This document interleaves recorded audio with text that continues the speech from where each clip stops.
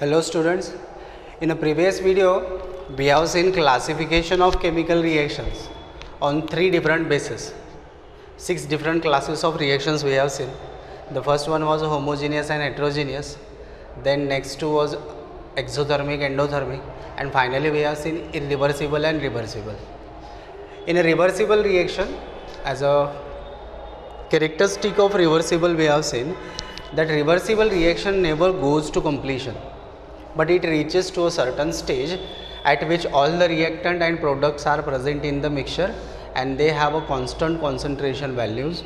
That particular stage is called as a equilibrium. Now, this much we have seen in a previous one. Now in a present video we would proceed with equilibrium term and then two types of equilibrium, and next to that characteristics of a chemical equilibrium. So one by one we would proceed. Now first we would see what is a equilibrium.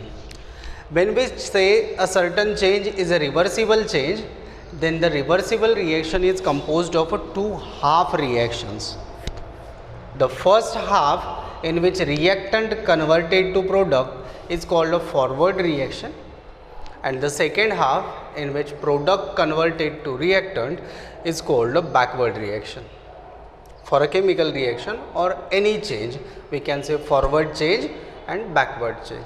So while defining in general equilibrium, we can say it is a stage in a reversible change. Equilibrium is a stage in reversible change. Now why we are mentioning it as a change, reversible change? Why not reversible reaction? Because equilibrium can be attained in a physical processes also along with chemical reaction. So it is a stage in a reversible change at which rate of forward and backward changes, backward or reverse we can say, rate of forward and backward changes are equal.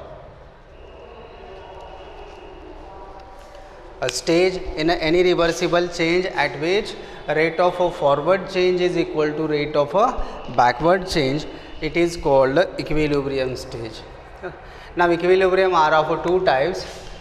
First equilibrium is a chemical equilibrium. Chemical equilibrium, and other is physical equilibrium. Now to physical equilibrium we would deal later. First we would see what is meant by chemical equilibrium. Now while defining it, again it will be similar. It is a stage in a reversible chemical reaction at which rate of forward reaction is equal to rate of a backward reaction. Similar to the general definition, a stage in a reversible chemical reaction at which rate of forward reaction is equal to rate of backward reaction. FR forward reaction, BR backward reaction. So stage in a reversible chemical change at which rate of forward reaction is equal to rate of backward reaction is called a chemical equilibrium. Okay. Now consider a general example and try to understand what is mean by equilibrium is. Now suppose reaction is A plus B reversibly converted to C plus D. This is a reversible change. We can say forward reaction is A plus B converted to C plus D, and backward reaction is C plus D converted to A plus B. Product converted to reactant, backward change. Reactant converted to product, or forward change it is. Now according to definition, rate of forward, we could write this one as RF rate of forward. If rate of forward change is equals to rate of backward change, then the reaction is present at equilibrium stage.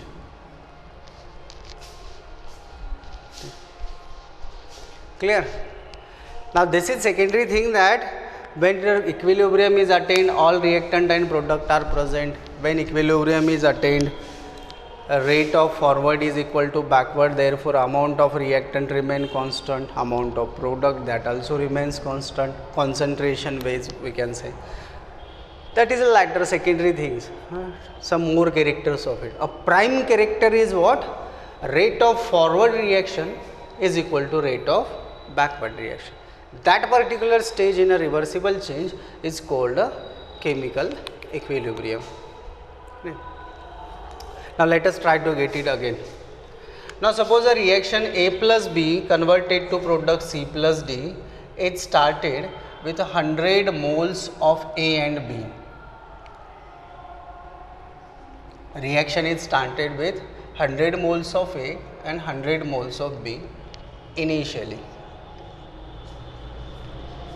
Moles we have seen in some basic concept. Moles per liter volume of reaction mixture is called a concentration. Okay. Now here we have 100 moles of A, 100 moles of B, which are about to react, not started. Therefore amount of product will be 0 and 0. तर gradually काय होईल पहा, हळूहळू हे रिॲक्टंटचा जो amount आहे तो कमी होत जाईल.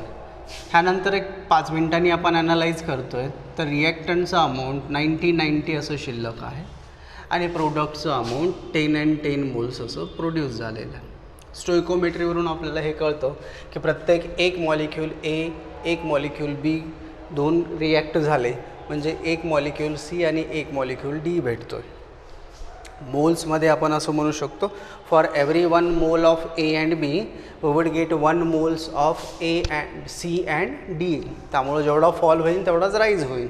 तर हे 10ने कमी झालं तर हे 10 प्रोड्यूस होतं.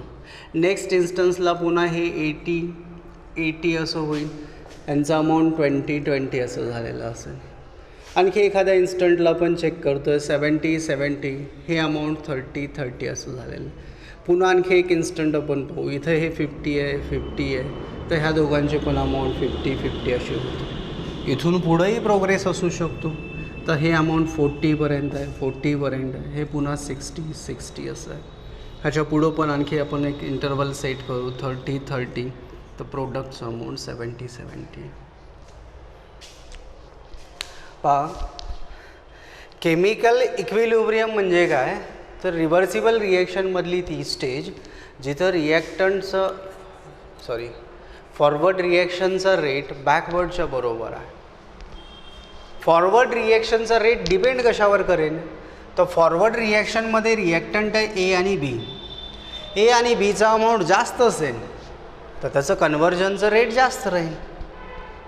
त्यामुळं ए आणि बीचा अमाऊंट जेव्हा खूप जास्त असेल तेव्हा फॉरवर्ड रिॲक्शनचा रेट खूप जास्त राहील. तसंच सी आणि डीचा अमाऊंट जसं जसं वाढत जाईल तसं बॅकवर्ड रिॲक्शनचा रेट ग्रॅज्युअली वाढेनच. लक्षात येतं ना. तर इथं जवळजवळ रिॲक्टंट फक्त फॉरवर्ड डायरेक्शननीच जात आहे, बॅकवर्डमध्ये तर ते नाहीच आहे. त्यामुळे ह्या पर्टिक्युलर स्टेजला जिथं 100 मोल ए आणि बी प्रेझेंट आहे, आपण असं म्हणू शकतो एकच रिॲक्शन प्रेझेंट आहे, ती आहे फॉरवर्ड. बॅकवर्ड आणखी स्टार्टच नाही झालेली. नेक्स्ट इंटरवलला पुन्हा 10 मोल्स सी आणि डीचे जेव्हा प्रोड्यूस झालेले आहे त्या स्टेजला पण बॅकवर्ड रिॲक्शन आत्ता स्टार्ट होत आहे. आणखी काही रेटनी ती प्रोसीड होणार नाही, आत्ता ती जस्ट इनिशिएट होत आहे. आणि असं जसं सीचा अमाऊंट वाढेल पॅरलल डी सोबत बॅकवर्ड रिॲक्शनचा रेट वाढत जाईल.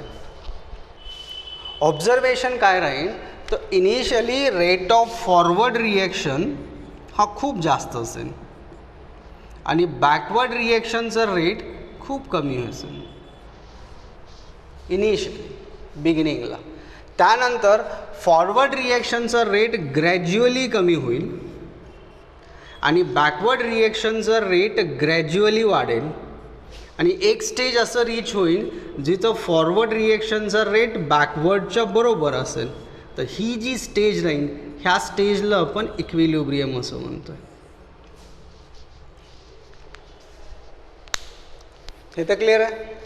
आता पुढं पाहू, जर इक्विलिब्रियम अटेन करायचं असेल तर मोल्समध्ये जर आपण असं व्हॅल्यूज सेट करतोय तर आपल्याला असं म्हणता येईल का, जिथं फॉरवर्ड आणि बॅकवर्ड रिॲक्शनचे जे रिॲक्टंट आहेत, फॉरवर्डचे रिॲक्टंट आहे ए आणि बी, बॅकवर्डचे रिॲक्टंट आहेत सी आणि डी, जिथं ह्या रिॲक्टंटची संख्या सारखी झालेली असेल तिथं त्यांचे कन्व्हर्जनचे रेट पण सारखे होऊ शकतं.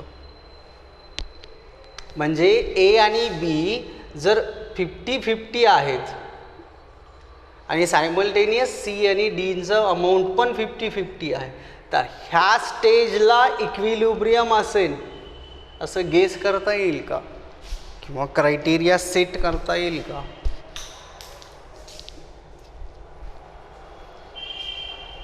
Answer is no. We cannot set criteria as such. का? कारण ए आणि बी हे दोन रिॲक्टंट आहेत, प्रोबेबली त्यांची रिॲक्टिव्हिटी खूप जास्त असू शकते, आणि सी आणि डी हे प्रोडक्ट जे जनरेट होणार आहेत त्यांची आपसात कंबाईन होण्याची टेंडन्सी खूप कमी पण असू शकते. म्हणजे जर समजा ए बी हायली रिॲक्टिव्ह आहे आणि सी डी खूप स्लो रिॲक्ट होत आहेत एकमेकांमध्ये, तर ए बीचा अमाऊंट 100पासून 30पर्यंत फॉल होऊन जो रेटमध्ये फॉरवर्डचा फॉल होईल, सी आणि डीच्या 0पासून 70पर्यंत अमाऊंट राईज झाल्यानंतर जो बॅकवर्डमध्ये रेट राईज झालेला असेल तो 70 मोल्ससोबतचा बॅकवर्डचा रेट प्रोबेबली 30 मोल्स फॉरवर्डच्या रेट बरोबर असू शकतो. कारण ह्यांच्या रिॲक्टिव्हिटीमध्ये डिफरन्स आहे, आणि म्हणून असं पण असेल की रिॲक्शन जेव्हा ह्या स्टेजला येईल, इथं आल्यानंतर जो फॉरवर्ड रिॲक्शनचा रेट आहे एवढा रेट बॅकवर्डला अटेन करण्यासाठी 70 मोल्स लागत आहेत, कारण ते लेस रिॲक्टिव्ह आहेत. तर इथं आल्यानंतर ही स्टेज रीच होऊ शकते. उलट जर ए बी खूप लेस रिॲक्टिव्ह आहे आणि सी डी खूप हायली रिॲक्टिव्ह आहेत, म्हणजे त्यांची रिॲक्टिव्हिटी खूप जास्त आहे, जसे प्रोड्यूस झाले तसेच कंबाईन होऊन ए बीमध्ये कन्वर्ट होत आहे, तर असं पण असू शकतं की रिॲक्शन स्टार्ट झाल्याच्या नंतर ही जी स्टेज येईल जेव्हा रिॲक्टंट ए बीचे आपल्याकडं 90 मोल्स आहेत, विथ 90 मोल्स फॉरवर्ड रिॲक्शनचा जेवढा रेट आहे बॅकवर्ड रिॲक्शनचा 10 मोल्ससोबत तेवढाच रेट असू शकतो, कारण ते हायली रिॲक्टिव्ह आहे आणि हे पुअरली रिॲक्टिव्ह आहेत किंवा लेस रिॲक्टिव्ह. तर असं पण असू शकतं की हे खूप जास्त रिॲक्टिव्ह असतील तर खूप कमी मोलसोबत पण हाय स्पीडनी रिॲक्ट होतील. हे खूप लेस रिॲक्टिव्ह असतील तर जास्त मोलसोबत पण खूप स्लोली रिॲक्ट होतील.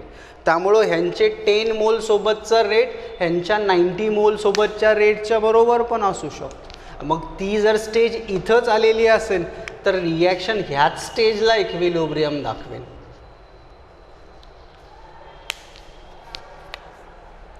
पॉसिबिलिटीजला आपण 2-3 पार्टमध्ये डिवाइड करतोय. एक तर मिड ऑफ कॉन्सन्ट्रेशन, दोघांचे मोल्स एक्झॅक्टली सेम झाले, दोन्हीही इक्वली रिॲक्टिव्ह आहेत. जेवढी रिॲक्टिव्हिटी एची बी बरोबर आहे तेवढीच रिॲक्टिव्हिटी सीची पण डी बरोबर आहे. म्हणजे ज्या स्पीडनं ए बी बरोबर कंबाईन होतो त्याच स्पीडनं सी डी बरोबर कंबाईन होतो. त्यांची नॉर्मल रिॲक्टिव्हिटी सारखी असेल, सारखीच रिॲक्टिव्हिटी असेल तर इथपर्यंत यावं लागेल आपल्याला, म्हणजे इक्विलिब्रियम अटेन होईल. इथं कॉन्सन्ट्रेशन सेम आहेत तर फॉरवर्ड बॅकवर्डचे रेट पण सेम राहते.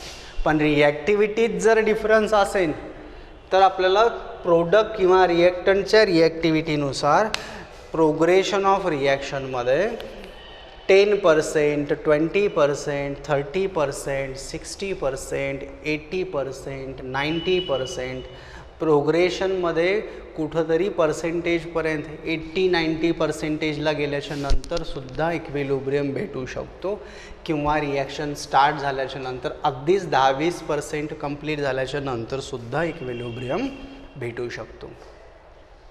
त्यामुळं इक्विलिब्रियम स्टेज येण्यासाठी रिॲक्टंट किंवा प्रोडक्टचे जे अमाऊंट किंवा कॉन्सन्ट्रेशन्स आहेत हे एकमेकांना इक्वल होणं हे नेसेसरी नाही आहे.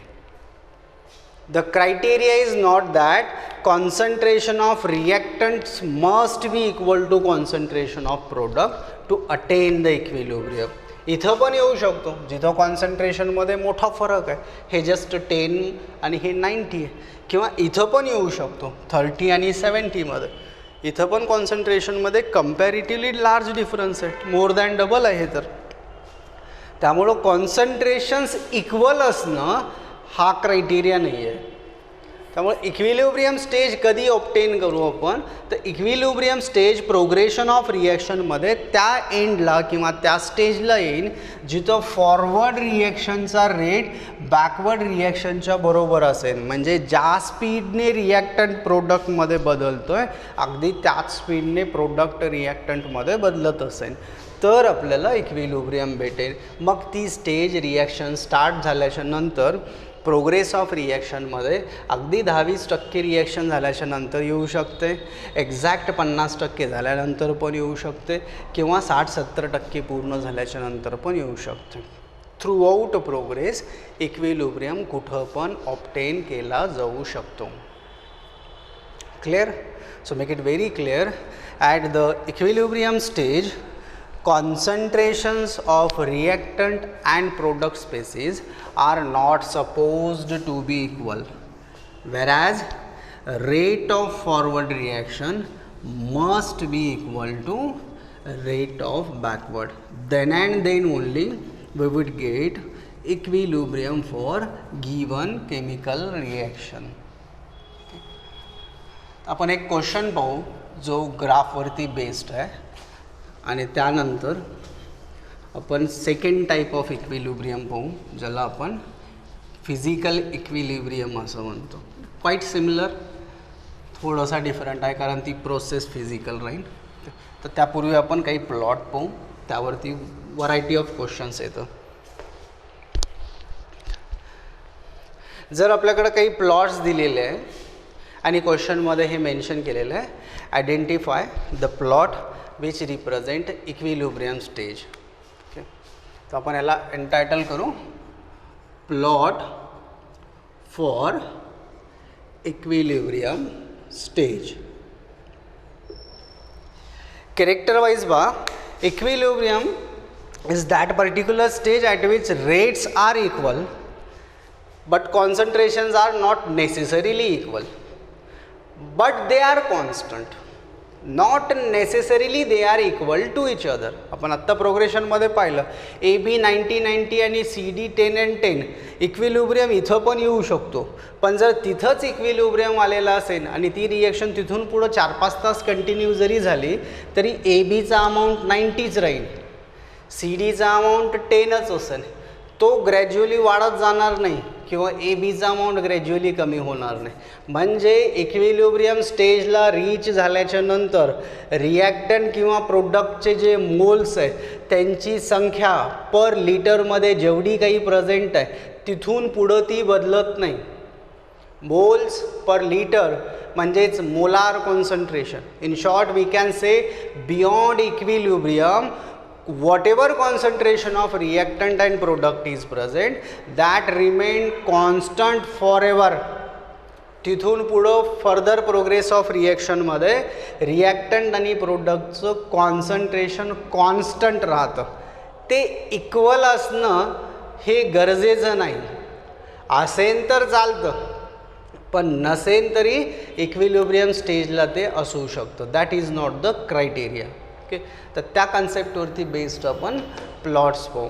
तर प्लॉट आपण पहिल्यांदा पाहू रेट वर्सेस टाईमसाठी. प्रोग्रेस ऑफ रिव्हर्सिबल रिॲक्शनमध्ये आपण रेट वर्टिकल कोऑर्डिनेटवर घेतो आहे आणि टाईम हॉरिझॉन्टल कोऑर्डिनेटवर. नाव सपोज रिॲक्शन रिव्हर्सिबल आहे तर इनिशियली फॉरवर्ड रिॲक्शनचा रेट खूप जास्त असेल. तर हा जो वरती डॉट आपण दाखवला आहे रेटचा हायर मॅग्निट्यूड हा फॉरवर्डचा रेट आहे, रेट ऑफ फॉरवर्ड. आणि बॅकवर्ड आणखी स्टार्टच नाही झालं, त्यामुळं त्याचं रेट 0, तो डॉट आपण ओरिजिनला दाखवतो. ऑब्झर्वेशन काय, विथ प्रोग्रेस ऑफ रिॲक्शन फॉरवर्डचा रेट कमी कमी होतो, तर हे असं ग्रॅज्युअली कमी होईल. बॅकवर्डचा रेट वाढतो, तर हे असं ग्रॅज्युअली वाढेल. ही स्टेज आहे जिथं rate of forward rate of बॅकवर्डच्या बरोबर आहे. आणि इथून पुढं ह्या रिॲक्शन प्रोग्रेसमध्ये आपण असं ऑब्झर्व करतो आहे की हे दोन्ही रेट कॉन्स्टंट आहेत आणि इक्वल पण आहेत. तर ही जी स्टेज राहील किंवा हा जो प्लॉट असेल तो इक्विलिब्रियम रिप्रेझेंट करेल. Correct plot it is. तर दुसरं काय असू शकतं पहा प्लॉट, जर आपण रेट वर्सेस टाईम असा प्लॉट घेतो आहे, तर हा फॉरवर्डचा रेट आहे जो ग्रॅज्युअली फॉल झाला, इथून पुढं तो कॉन्स्टंट आहे. हा बॅकवर्डचा रेट आहे जो ग्रॅज्युअली राईज होतो आहे, इथून पुढं तो कॉन्स्टंट आहे. इथं रेट ऑफ बॅकवर्ड कॉन्स्टंट झालेलं आहे, रेट ऑफ फॉरवर्ड कॉन्स्टंट झालेलं आहे. हे दोन्ही रेट कॉन्स्टंट आहेत पण इक्वल नाही आहेत, त्यामुळं हा प्लॉट इक्विलिब्रियम रिप्रेझेंट नाही करत. Getting it? Rates are not supposed to be constant. Rates are expected to be equal. And concentrations are not supposed to be equal. They are expected to be constant. कॉन्सन्ट्रेशनच्या केसमध्ये काय, आपल्याला concentration equal असणं अपेक्षित नाही आहे, ते constant राहावे, मग त्यांचे व्हॅल्यूज वेगळे असतील तरी चालेल. आणि रेटच्या केसमध्ये काय, रेट कॉन्स्टंट असणं अपेक्षित नाही आहे, तो इक्वल असावा. तर ह्या केसमध्ये आपल्याला इक्विलिब्रियम भेटणार नाही. ह्याला पॅरलल आणखी एक प्लॉट आपण ड्रॉ करू शकतो. Suppose rate is again plotted against time. This is a plot for a forward change. तर हा असा ड्रॉप होतो आहे रेट आणि इथूनच तो कॉन्स्टंट झाला. आणि हा बॅकवर्डचा आहे, तो थोडासा राईज झाला आणि इथं कॉन्स्टंट झाला.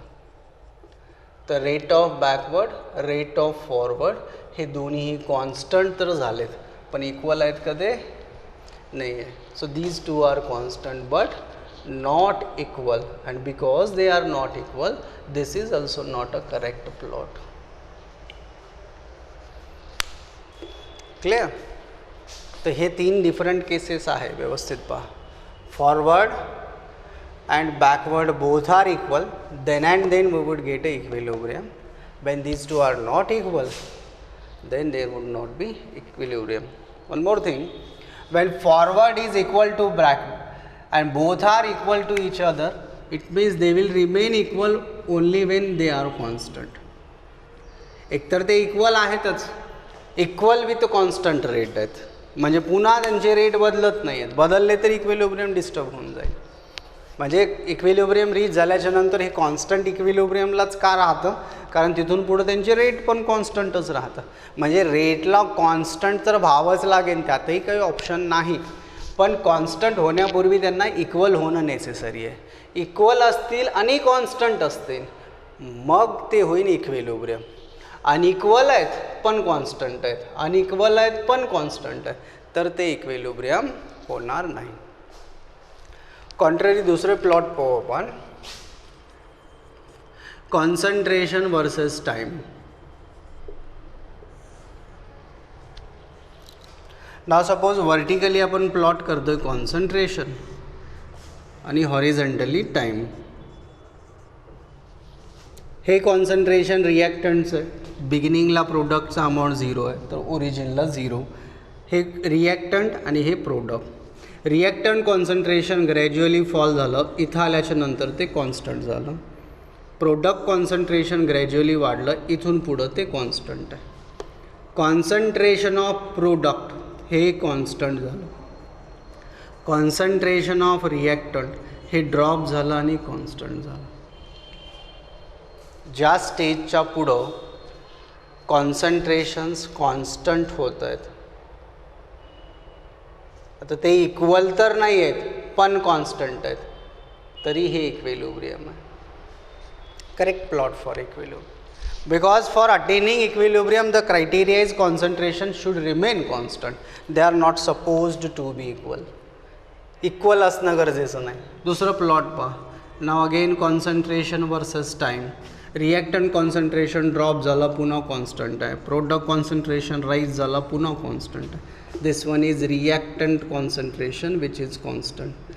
Second is product concentration which is again constant. Now these two are not equal but they are constant. So this one is correct plot. हा correct plot आहे. Next case पहा. पुन्हा आपण कॉन्सन्ट्रेशनला प्लॉट करू अगेन्स्ट टाइम. कॉन्सन्ट्रेशन वर्सेस हे reactant concentration आहे जे drop झालं आणि इथून पुढं कॉन्स्टंट आहे, आणि हे प्रोडक्ट कॉन्सन्ट्रेशन जे राईज होतं आणि इथून पुढं कॉन्स्टंट. तर इथं पर्टिक्युलरली रिॲक्टंट कॉन्सन्ट्रेशन प्रोडक्टच्या बरोबर पण आहे आणि दोन्हीही कॉन्सन्ट्रेशन कॉन्स्टंट आहेत. इक्वल असलं आणि कॉन्स्टंट असेल तरी ते इक्विलिब्रियम देईल, आणि अनइक्वल आहेत पण कॉन्स्टंट आहेत तरी पण ते इक्विलिब्रियम देईल. त्यामुळे ह्या थर्ड केसमध्ये पण इक्विलिब्रियम भेटेल. So out of these 6 plots the conclusion we have is when rates are equal then and then the equilibrium will be obtained. Rates are supposed to be equal, then later they will be constant. Whereas when we consider concentrations, the concentrations are supposed to be constant only. Let them be equal or unequal, then it would be a correct plot. So out of the total 6 plots we have, first, 4th, 5th and 6th, all 4 plots are the correct plots for equilibrium, whereas only 2 plots in which rates are not equal but they are constant, these 2 are not a correct plot for equilibrium. Question will be identify the plot which is correctly representing a chemical equilibrium stage. मग ऑप्शन्समध्ये हे 2 plot आणि यांच्यापैकी कुठले plot दिलेले असू शकतो किंवा first second third देतील along with ABC all of these option. तर तुम्हाला फक्त हे क्रॉस चेक करत असताना एक प्राईम कॅरेक्टर डोक्यात ठेवायचं की इक्विलिब्रियम स्टेजला रेट इक्वल असतं फॉरवर्ड आणि बॅकवर्डचे आणि ते कॉन्स्टंट पण असतं, whereas कॉन्सन्ट्रेशन्स फक्त कॉन्स्टंट असतं, मग ते इक्वल असतील अथवा अनइक्वल असतील. In both the cases it will represent equilibrium stage. Now in present video we will stop here, and in the next or upcoming video we will see characteristics of chemical equilibrium.